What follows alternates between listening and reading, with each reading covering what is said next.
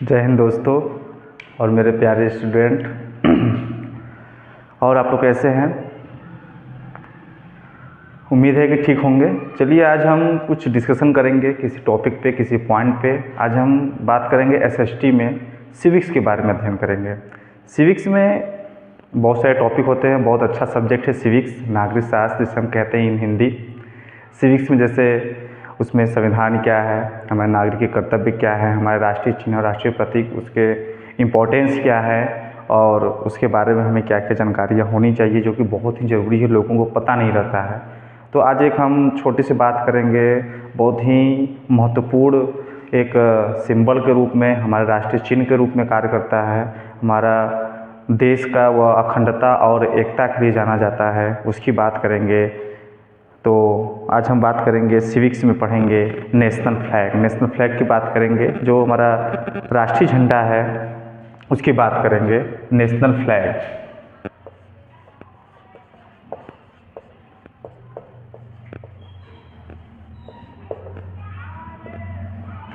National flag हमारा तिरंगा होता है, जिसे हम ट्री कलर भी बोलते हैं, तिरंगा भी बोलते हैं, तिरंगा।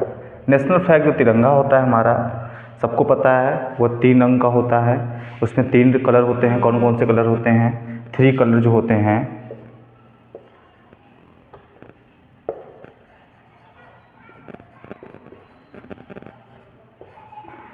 जो 3 कलर होते हैं, ये हमारा इस आकार का होता है, कुछ इस आकार की संरचना होती है हमारे नेशनल फ्लैग की।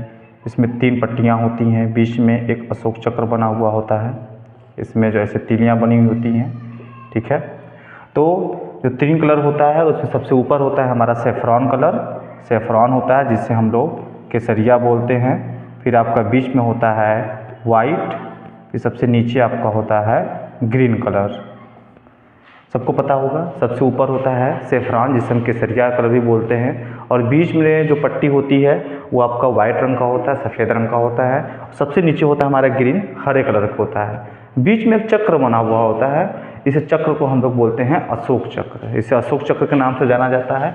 और ये जो होता है, ये जो अशोक चक्र होता है, ये होता है ब्लू कलर का, ये आपका होता है ब्लू कलर का। और इसमें 24 तीलियाँ होती हैं। कितनी तीलियाँ होती हैं? 24 तीलियाँ इसमें होती हैं, जो ब्लू कलर के चक्र बना हुआ होता है, नीले रंग का एक चक्र बना हुआ होता है, ठीक है। और इसकी जो तिरंगे का जो बनावट होता है उसकी बात करेंगे, इसका आकार कितने ऊँची, इसकी संरचना कैसी होती है, तो इसकी बात करेंगे। तो ये जो हमारा लंबाई और जो चौड़ाई का जो रेशियो होता है, जो अनुपात होता है, रेशियो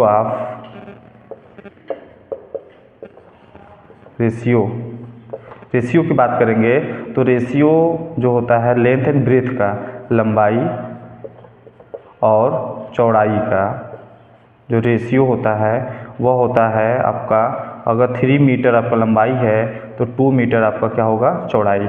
मीन्स हो जाएगा रेशियो 3:2 में होता है, ठीक है। 3:2 के अनुपात में होता है लेंथ एंड ब्रेथ। लंबाई और चौड़ाई का जो अनुपात होता है वह 3:2 का होता है। ये बहुत ही ज़रूरी है, याद रखना इसको, कि जो हम जब कभी भी राष्ट्रीय झंडे को बनाएंगे, कहीं पेंटिंग करेंगे या कहीं इसका पिक्चर बना रहे हैं, तो इस बात को ध्यान रखेंगे कि जो हमारा नेशनल फ्लैग होगा उसका जो रेशियो होगा लंबाई और चौड़ाई का 3:2 में होना चाहिए, 3:2 में होना चाहिए, 3 और 2 का अनुपात में होना चाहिए। बात करते हैं तिरंगा का, तो हमें पता है कि जो हमारा देश रहा बहुत समय पहले से ब्रिटिशों का गुलाम रहा, ब्रिटिश यहाँ पे शासन किए। और जब हमारा देश आज़ाद हुआ 15 अगस्त 1947 को, तो उसके पहले ही 22 जुलाई 1947 को झंडे का, जो हमारा नेशनल फ्लैग है, जो तिरंगा है, इसका प्रारूप एक्सेप्ट किया गया, स्वीकार किया गया। इसे राष्ट्रीय झंडे के रूप में, नेशनल फ्लैग के रूप में तिरंगा का नाम दे करके इसे स्वीकार किया गया। कब स्वीकार किया गया? तो 22 जुलाई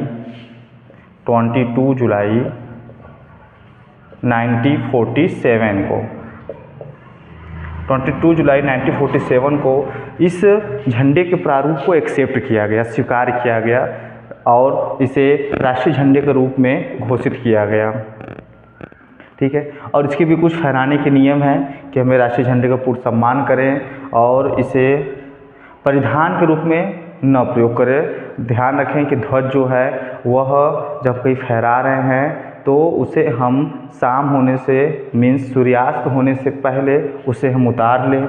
हमारा राष्ट्रीय ध्वज फटा और बहुत ज़्यादा फटा या पुराना ना हो, इसे हम अच्छे से कहीं पे भी फहरा रहे हैं तो इसे हम अच्छे से फहराएं और इसका पूरा सम्मान करें, ठीक है। और बात करेंगे जब इसे 22 जुलाई 1947 को अपनाया गया तो ये सभी आम आदमी को हर जगह फहराने का अधिकार नहीं था। ये हर जगह सभी पर्सन को क्या था, फहराने का अधिकार नहीं था, ठीक है। तो फिर उसके बाद एक नियम आया जो कि जिसे हम बोलते हैं राष्ट्रीय ध्वज संहिता का नियम आया, अधिनियम आया। तो उसमें बताया गया, क्या बताया गया, आइए थोड़ा सा हम देखते हैं। तो उसमें वो कब आया, तो वो लागू किया गया 26 जनवरी 2002, यानी कि 26 जनवरी 2002 को वह नियम आया ध्वज संहिता का। उसमें ये बताया गया कि अब कोई भी भारत का नागरिक, कोई भी नागरिक राष्ट्रीय ध्वज को कहीं पर भी फहरा सकता है, अपने कार्यालय पे, अपने घर पर, किसी भी समय में वो राष्ट्रीय ध्वज को फहरा सकता है, ठीक है। पहले ये स्वतंत्रता नहीं थी, उसके बाद ये स्वतंत्रता मिली 26 जनवरी 2002 के बाद कि कोई भी व्यक्ति, भारत का नागरिक, कहीं पर भी राष्ट्रीय ध्वज का पूर्ण रूप से किसी भी दिन स्वतंत्र रूप से राष्ट्रीय ध्वज को फहरा सकता है, ये स्वतंत्रता मिली। और इसमें बात करेंगे कि जैसे इसमें कहा गया कि इसमें पूरा हम सम्मान करें। कुछ कुछ लोग देखते हैं, जैसे अभी कुछ दिन पहले एक व्यक्ति मिल गए, हाँ, तो उन्होंने अपने घर पे लगाया हुआ था, तो झंडा लगाए हैं, टेढ़ा हो गया था। उसके साथ साथ जो ऊपर वाला ये कलर था, सेफ्रॉन कलर, जो केसरिया रंग था, वो फट गया था। तो मैंने उनसे कहा कि ये सही नहीं है, आप नेशनल फ्लैग का, जो हमारा राष्ट्रीय झंडा, उसका अपमान कर रहे हैं, जो कि बहुत ही महत्वपूर्ण और हमारे देश का आन मान शान माना जाता है। तो उन्होंने कहा कि आपसे क्या मतलब है ऐसे वैसे। तो मैंने कहा कि उसका एक नियम होता है, ये नहीं है कि आप अपने घर पर फहरा रहे हैं या कहीं भी उसका यूज़ कर रहे हैं तो जैसे मन करेगा वैसे यूज़ करेंगे, ऐसे कोई बात नहीं है ना कि आप कुछ भी कर सकते हैं। तो ऐसा तो है नहीं कि उसका जो आकार है भी, जो उसका अनुपात होता है 3:2 का, ये सब ध्यान में रखेंगे। उसका क्या नियम है, फहराने के नियम, उसको ध्यान में रखेंगे, नहीं कि बस हाँ राष्ट्रीय झंडा मिल गया तो कुछ भी कैसे भी कर सकते हैं। बहुत लोग नहीं पता होता है, कुछ भी कर सकते हैं, जैसे न तैसे यूज करते हैं। उसको देखते हैं कि वैसे ही ज़मीन पे गिरा देते हैं और फिर उसको घर पे अगर कहीं फहरा वहरा रहे हैं तो सूर्यास्त होने से पहले उसको उतार देना चाहिए। उतारते नहीं, ऐसे पड़े रहने देते हैं।